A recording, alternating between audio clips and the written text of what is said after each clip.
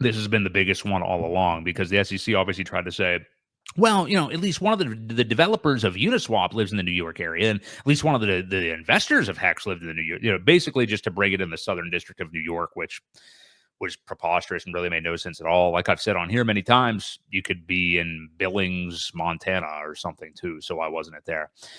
So for personal jurisdiction, Hart first asserts that the SEC has failed to establish personal jurisdiction as to any of its claims. To establish personal jurisdiction over a defendant due to process requires a plaintiff to allege that a defendant has certain minimum contacts within the relevant forum and that the exercise of jurisdiction is reasonable in the circumstances. For purposes of the minimum contacts analysis, the SEC only asserts that I have specific jurisdiction over Hart, meaning the judge. Specific jurisdiction exists when a court exercises personal jurisdiction over a defendant in a suit arising out of or related to the defendant's contact with the forum. And determining whether specific jurisdiction exists, courts must assess the quality and nature of the defendant's contacts with the forum state under a totality of the circumstances test, and provides other case law. The crucial question is whether the defendant has purposefully availed itself of the privilege of conducting activities within the forum state, thus invoking the benefits and protections of its laws, yada, yada, yada. I don't want to read that. I wanted to read her actual thoughts. Let's skip down here.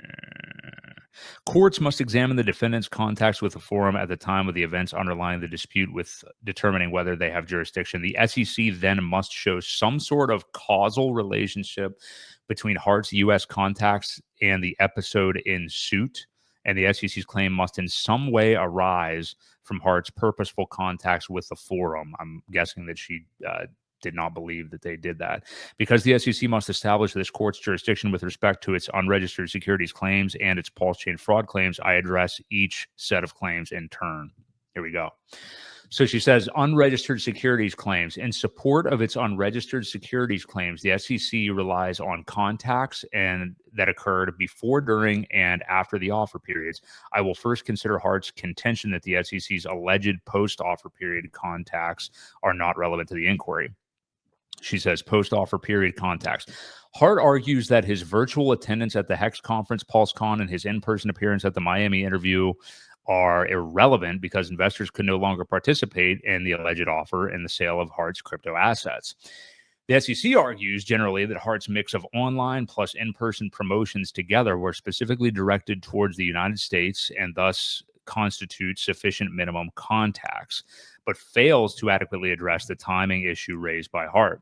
Here, the relevant suit-related conduct is the conduct that could have subjected Hart to liability under Sections 5A, sale of unregistered securities, and 5C, offer of unregistered securities of the Securities Act for registration violations. Contacts that post-date the offer period could not subject Hart to liability because investors could no longer purchase Hart's crypto assets pursuant to the offer. For Hex, the offer period closed in November 2020, well before the conferences took place. Although Hart did discuss Hex extensively during the Hex conference, it is irrelevant to the offer and the sale of unregistered securities because investors could no longer participate in the offer period. The complaint alleges that since the Hex offering closed, Hex investors can only purchase Hex tokens from third parties on platforms such as Uniswap. But Hart is not alleged to have any control or involvement in Uniswap, which is, of course, entirely true.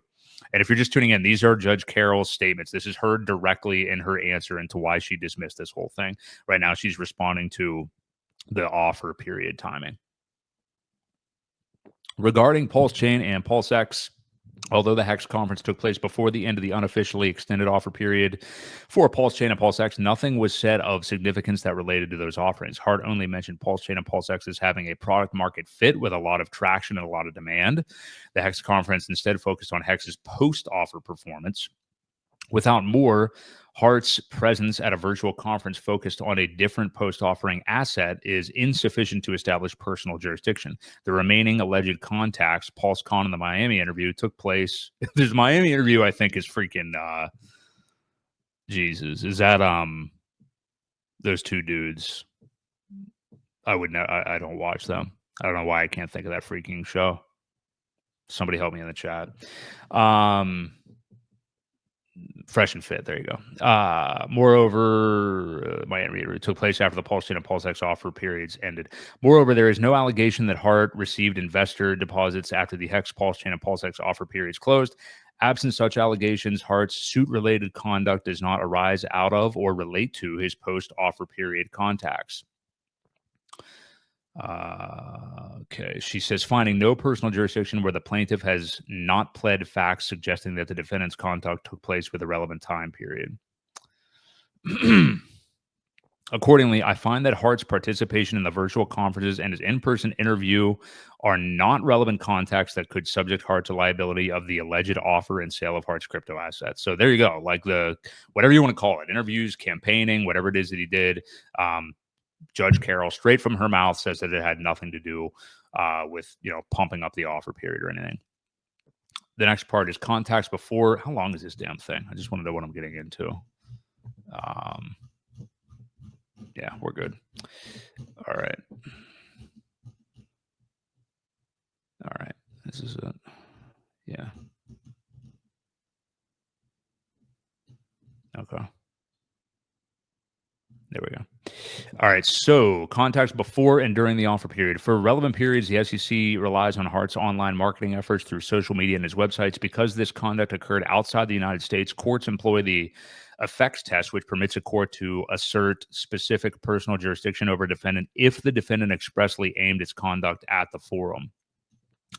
Incidental effects or even foreseeable effects are insufficient. Instead, the defendant must have intentionally caused, expressly aimed to cause an effect in the form through the conduct elsewhere. Okay. Hart's internet contacts. The SEC alleges that Hart extensively marketed Hart's crypto assets on his websites and social media.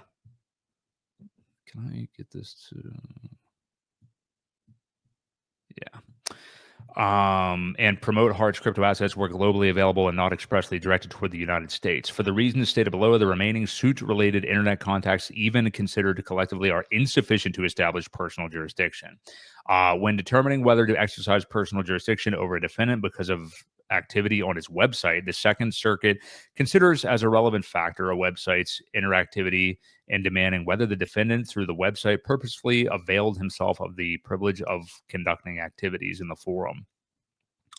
A website's degree of interactivity exists on a spectrum. At one end of the spectrum are active websites where a defendant clearly does business over the internet because he contracts with residents of a foreign jurisdiction through knowing and repeated internet communications. On the other end are passive websites which do not confer jurisdiction, which is what I'm guessing she decided is the case here with Hex. Passive websites generally do not give users any ability to directly purchase the services through the website.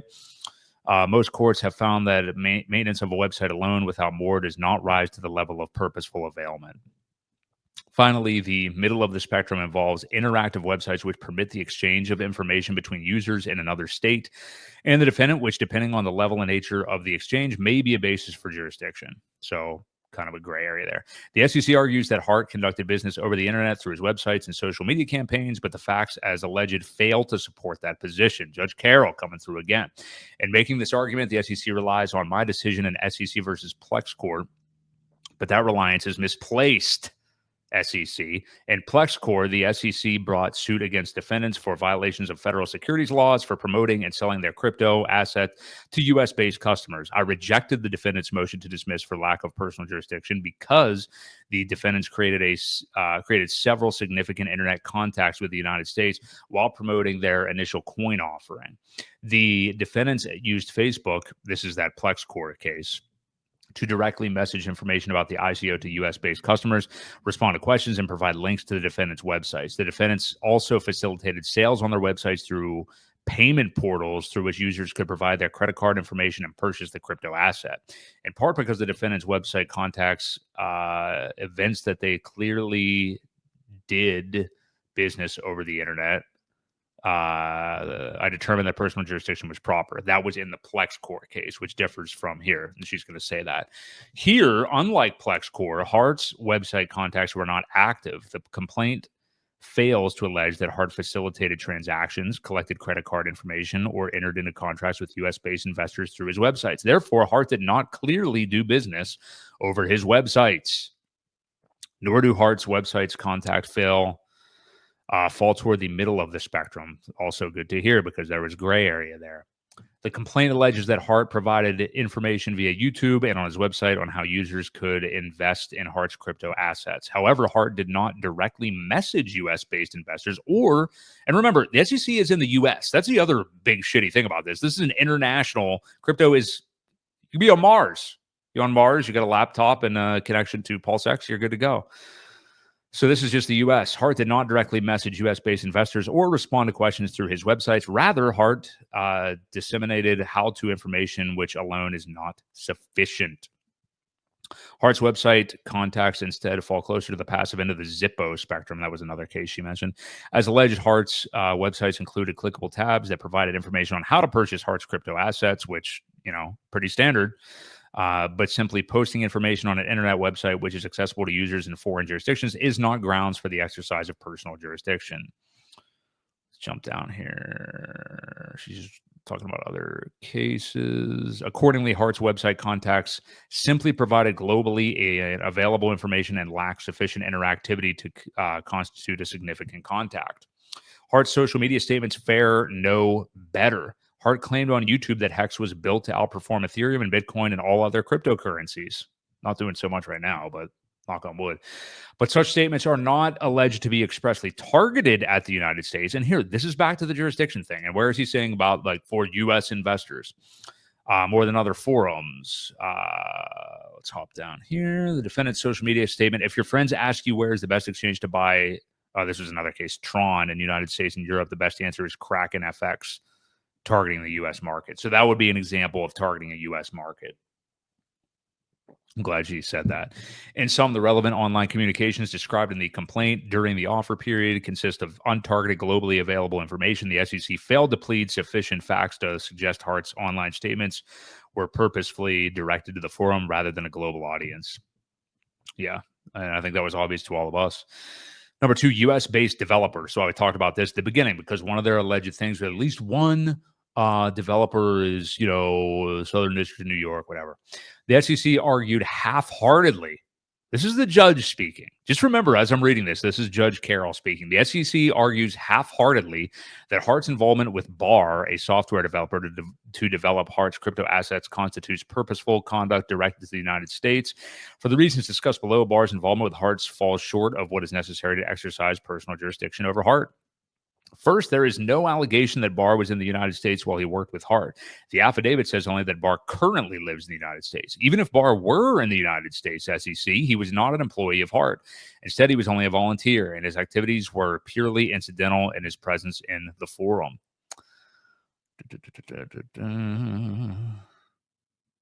Further, Barr's activities are not alleged to relate to efforts to market and promote the alleged securities at issue.